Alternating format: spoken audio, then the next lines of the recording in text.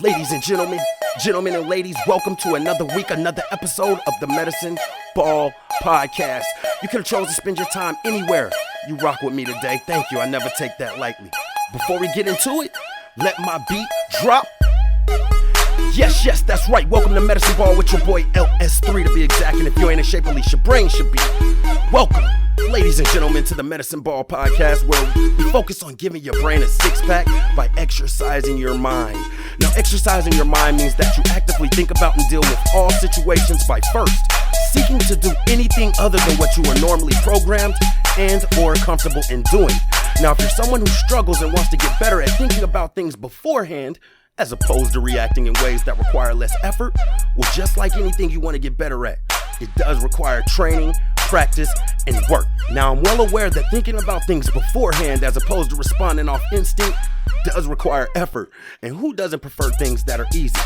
Well, the first step, my friends, can be very easy, and that's to begin to look at all things from an unbiased point of view, which in itself will increase your curiosity in life.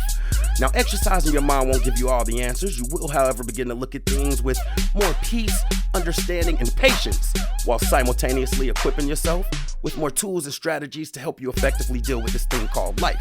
Now, before we go any further, I'm no doctor, no psychiatrist, no psychologist. I have, however, been diagnosed with bipolar disorder level 1 for 16 years. And to be honest, I got to a point in my life where I was looking at the person I was becoming versus the person I wanted to be. And that, among other things, required me to look at my mental health responsibly. So whether or not you're diagnosed or know someone who's diagnosed or have symptoms or just want to know more about it, it doesn't matter. Maybe you're one of the many people who could just use some tips, tricks, and different ideas to help you get through day-to-day life. Pull up a seat, kick up your feet. ELE, everybody love everybody. This is your home, no judgment zone. Welcome to Medicine Ball. I appreciate you. This week's episode, Season 3. Episode 18, Independence Day. Let's go. Welcome, ladies and gentlemen, to another week, another episode. We are going to take a detour from the leadership seeders, Leader in You, that I've been doing. I have 2 more of those, and I'm going to be honest with you guys. I'm going to do this episode, which is a special. I'm going to do those 2 episodes, and then I'm probably going to call a wrap on Season 3. I need time away to reorganize, get myself together. I got shirt orders going. I got things I'm trying to get going with the Clubhouse app and a lot of things. Pardon me if y'all hear Mamba in the background deciding to take a long drink right now. But I got a couple of other things that I really need to address. I did meet up with XOD, which is Experience on Demand, in reference to the video aspect. We're going to continue to push it forward. We just realized that, Juneteenth was a lofty goal, and I'm all for that. But that's going to get into what we're talking about in this episode, ironically. But it's just a good thing for me to go ahead and step back and wrap it. I think this has been quality content. So that's why we're stepping away. That's where we're at. Before we get into it, like, subscribe, share, follow me on all my social medias. That's going to be Medicine Ball LS and the number 3, Medicine Ball LS3. Like the Facebook page. Let your friends know all that good stuff. Let's get right into it. Season 3, episode 18, Independence Day. So it's no secret, July 4th is around the corner. And, just to go along with the theme and make sure I'm in the algorithm and everything, I was like, all right, cool. I'm totally with the Independence Day, not the Independence Day that America talks about. And for the sake of politics, I'm not going to get into it. But Independence Day is all about freeing yourself, right? That's what it's supposed to be. Liberation. You're a free country. So I thought it was fitting to talk about our thoughts and liberating ourselves from intrusive or unfavorable things that can be distracting. So let's get right into it. Now, ladies and gentlemen, when it comes to, and I talk about this a lot on previous episodes, but when it comes to like positive sayings and positive thinking, and you'll hear all the skeptics tell you like, well, that doesn't work. And even in itself, being a skeptic and being cynical, that's a sidebar, but they'll tell you that doesn't work and that's not realistic. And we know that, right? If you're listening to Medicine Ball, whether it be your first time or somebody who's listened to an episode, we're operating from the idea that we're not in the peanut gallery when it comes to where we are on our self-awareness and being mindful of things. But we know that everything can't be perfect. You can't always be positive. But there is a reason and ideology behind why I think that this is personally successful, and why this is something that can benefit all of us and help us to, free ourselves from those things we don't want to think about, and so forth and so on. So first things first, I'm not going to hit y'all over the head with the spirituality, but in the Bible, when you do a lot of reading into the scriptures and, some of the things that some of the apostles say, I see this kind of repeating thing of like viewing ourselves first as the way that God views us, right? He views us as something that he created and breathed life into. And that's why we really shouldn't be sinning and doing these things against our bodies. But even that he understands, because the body by design is almost like a slave to sin. But anyway, without getting too deep into that, it's a lot of talk about loving others, but it all starts with loving God first, but loving yourself and viewing yourself as somebody who is worthy, who hasn't fallen too far from grace, who is somebody worthy of redemption in God's grace, right?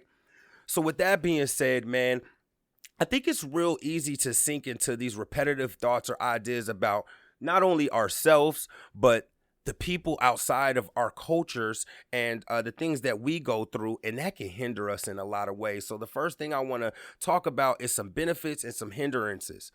So let's look at it from a business point of view, right? Say, for instance, you're someone raised in, I don't know, a suburban area. You're, from a family of money or something like that. And all of this, I want y'all to keep in mind, is just to show you guys how easy it is to get sucked into these ideologies. But if you're somebody from a bringing and your parents had money and whatnot, and, maybe you go in for a job and somebody who looks at you and interviews you may be like, well, let me add another candidate in. So that is one candidate. And the second candidate is going to be someone who maybe didn't go to a school that was as prestigious as the prior candidate, or maybe they're from, Chicago or something like that. And you just look at those two backgrounds and they come in for a job that's dealing with money, business, et cetera, et cetera. If you're somebody who has a biased point of view, or you just focused on what this culture and what this world will tell us about people, it's really, really easy. And that's the other thing, man. Side note on that. It's really, really easy to just be like, well, this guy here, just based on what everything tells us statistic wise, or what, he's perfect for the job. Candidate A, who came from wealth, who came from money. Maybe they understand money. But if you unbiased, you might look at candidate B and be like, well, how did he even get in this office to get that interview? This dude is hungry. He didn't come from the same background. His family didn't, but somehow he's in my face. And a person who's unbiased may be able to look at a situation like that and end up making the proper candidate based on the ultimate goal. It is not about what society say, who can get the job done. So that's just a situation in the business world. Now let's look in the personal world, right? Now, a lot of this Independence Day has to do with, and the way that we're speaking on it is freeing yourself from your thoughts or your point of views, has to do with humbling yourself.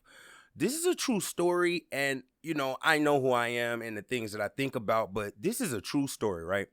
I remember I had to be back in like 3rd or maybe 4th grade, and my mother made it her business to make sure that we were in properly integrated schools, so we were around a diverse group of individuals, if you see what I'm saying. There was an Asian kid in my class, right? Maybe his name was Richard, I think.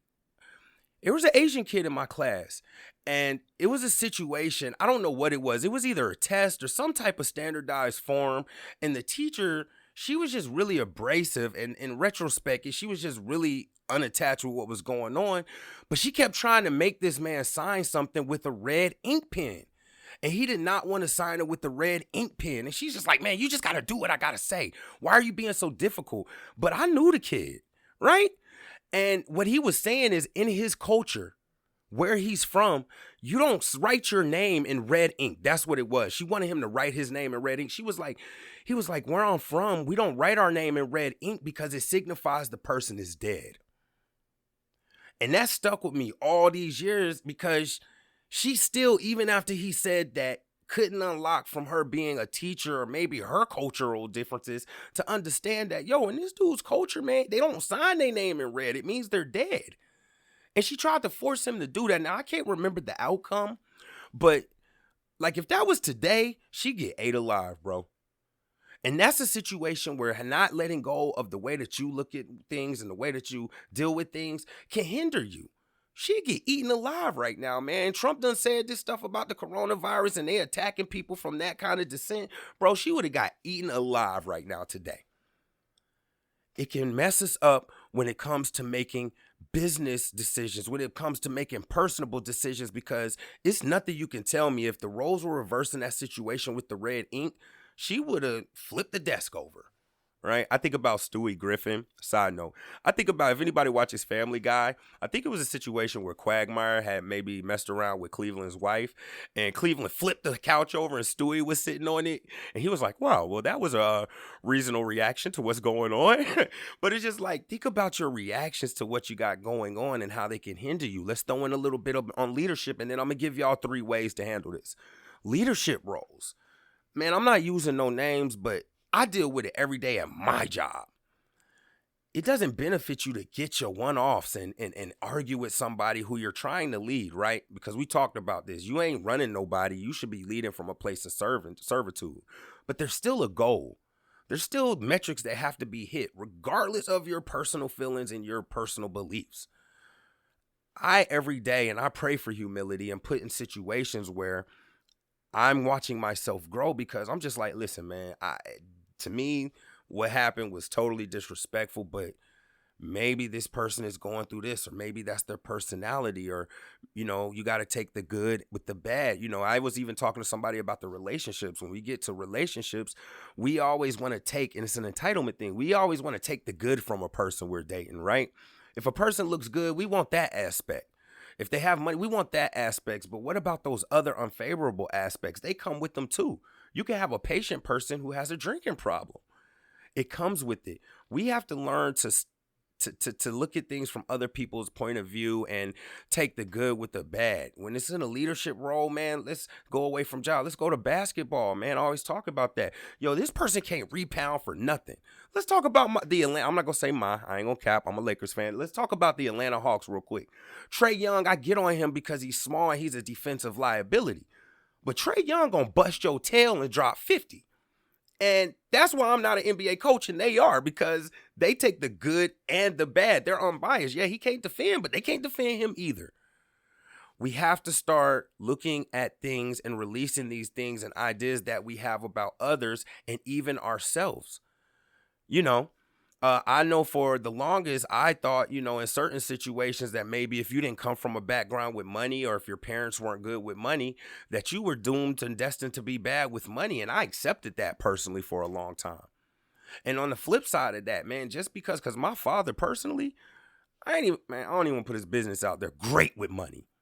But I didn't grasp that immediately. My brother grasped that before me. I'm just now within the last 2-3 years coming into my own with budgets and things of that nature. And what I realized is like, yo, this don't have nothing to do with what happened or what I took from my parents' situation. I can make my own path. And I had to liberate myself from holding myself back in the way that I thought about my own self. Relationships. Let me speak on myself. Y'all know I'm single with no kids. Right? Humbly, I'm reasonably successful, I guess, right? But the thing about it is, like, sometimes I look at myself when not having a wife and not having the kids, like, yo, what's going on with me? Especially in the Bible, where I'm seeing all these verses that be like, yo, if God loves you, he blesses you with a child. That joint made my stomach hurt. But then I had to look at it like, bro, maybe it's for some other reason. Maybe you haven't. I had to free myself from that and also look at maybe how I was going about relationships and dealing with people, and that caused me to grow as well. So not harping on it anymore. We gonna celebrate, not for July 4th, for July 2nd. Happy birthday, my mom. Happy birthday to my mother, Renee. We gonna celebrate on this day, Independence Day, and releasing ourselves from some of these ideologies, some of these things that we think about ourselves that's just not beneficial to us or anyone around us. It's not efficient. Right? I always say that to myself when I start complaining. I'll be like, man, complaining is so inefficient. We have to do things in an efficient way. We're going to get right into it. 3 things, and this is something that's going to be related to sports, and I've talked about previously, but looking at things from an unbiased point of view is a hurdle that's too high for a lot of people to clear, man. Like, and that's just a fact. it's a high, it don't make them a bad person. It doesn't mean anything bad about them. That's just a fact, man. To be able to be like, yo, I may be wrong. My reasoning may be wrong. I may be incorrect. That's a high hurdle. So, another thing that I want to point out, I had, mentioned earlier is that's the easiest thing to do.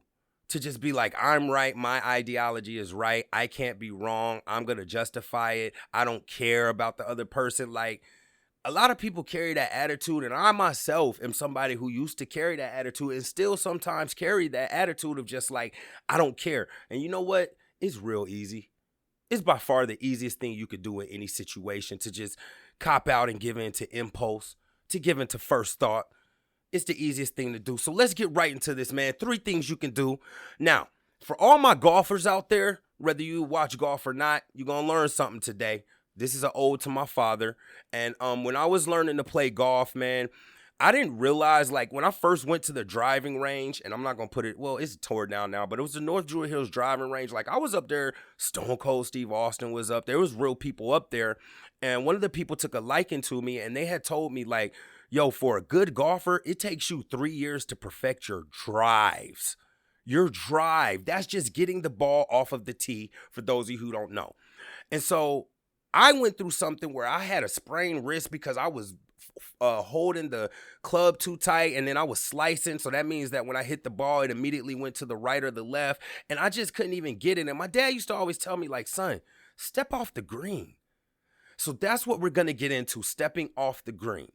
Now, in golf, that means you step back. You see the pros do it all the time. They get down, they look corny, they talk to their caddy like, yo, what's going on? They step off the green. And the first thing that you do to start looking at things from an unbiased point of view and reanalyzing situations is you take a step off the green. And what that means is you slow down, you back away, and it gives you in itself a different point of view if you stop and you step off the green and just be willing to look at it from a different way. Now, from golf, that allowed me to, and this is the second step, change your approach to be more successful. In golf, after you stepped off the green, that wasn't just to take it is to take a breather, but it's also to analyze what's going on, look at it, and how to change your approach, which is the second step, to do something that's going to be more official to you. Here's the third step, and it also relates to golf. You have to commit and swing through. When I was playing golf and I was learning how to get off the drive, I had a thing about once I made contact with the ball, I would just stop right there. It was almost like a baseball swing. It wasn't jerky, but I wasn't going all the way through and following through, which wouldn't allow me to fully have control over the ball, the spin, and things of that nature, which wasn't going to get me to be successful. And that's what we're looking at from freeing ourselves from these impulse thoughts and actions that we're used to. Step off the green. Step back in some situations. It's okay. I say this all the time. I type out responses to text message, and I either delete them or I save them as a draft. Number 2, change your approach. Once you step off the green, you're going to realize you got some type of goal or something that you're trying to get accomplished, and you need to start immediately implementing an approach that's going to get you there. 3 is follow through. And this is for a couple of reasons. Number 1, if you don't follow through on changing your approach or looking at things from an unbiased point of view or changing how you think about yourself or in golf with your swing, you're not going to be able to see the result of what really happened. You ever did something they say half, I ain't gonna say it, but half-butted, half-wittedly, halfway, and even though you've moved on, somehow in your mind, that thing always, or that situation always keeps bothering you? That's because you didn't commit to it. Once you commit to something and you follow through, you can let it go. And from there, you can learn a lesson. This is bonus points. Bling, bling. Learn a lesson so that you can go and improve next time it undoubtedly happens or you're faced with one of these harboring thoughts or ideologies that can hinder you. And then you can continue to analyze from there, because life is about learning. And the first thing we have to do in order to look at all situations, whether it be from business, spirituality, finance, is to try to look at it from an unbiased point of view. I assure you, if you guys take these things and start to free yourself from some of the things you think about yourself, I'll give y'all one more. My father is diagnosed with testicular cancer. They say it's hereditary. For a long time, being the firstborn son, next in line, and even now in the back of my mind, I'm worried if that's going to happen to me, if I'm just doomed to that. But then I started becoming plant-based. I started committing to watching what I eat and drink better. Not perfect, but better. I started being aware of my health, my activity, and it put me in a better place to where I don't know what's going to happen. But whatever happens, I can feel okay with knowing that I had control over it and I didn't have to give in to it. This has been season 3, episode 18, special Independence Day. Y'all, I appreciate y'all for rocking with me. We're going to get right back into the leadership series next week. Maybe you're somebody who has these thoughts about yourself. Maybe you're somebody who doesn't believe in yourself. Have no fret. It's a celebration today. Now is your chance to free yourself from whatever you feel about yourself, whether you think you're a failure or you stop believing in yourself. Now is your chance to free yourself from that.